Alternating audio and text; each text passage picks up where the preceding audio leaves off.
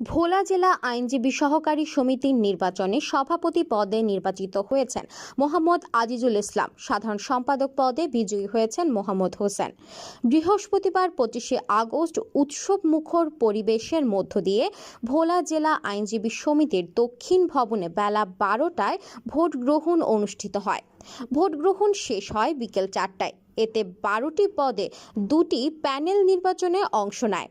এতে প্রায় 2 শতাধিক সদস্য ভোট প্রদান করে থাকেন।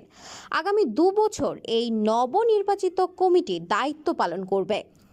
নির্বাচনে সাধারণ সম্পাদক হিসেবে বিজয়ী হয়েছেন মোহাম্মদ হোসেন, যুগ্ম সাধারণ সম্পাদক মোহাম্মদ এমদাদুল হক রাশেদ, যুগ্ম অর্থ সম্পাদক ইলিয়াস, সাংগঠনিক সম্পাদক বাবুল আহমদ বাবুল।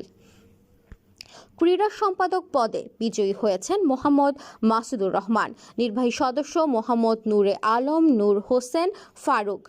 নির্বাচনে উপস্থিত ছিলেন প্রধান নির্বাচন কমিশনার মোহাম্মদ আবুল হোসেন ও সহকারী নির্বাচন কমিশনার মোহাম্মদ জাকির হোসেন এবং সহকারী হিসেবে উপস্থিত ছিলেন সমীর চন্দ্র দে।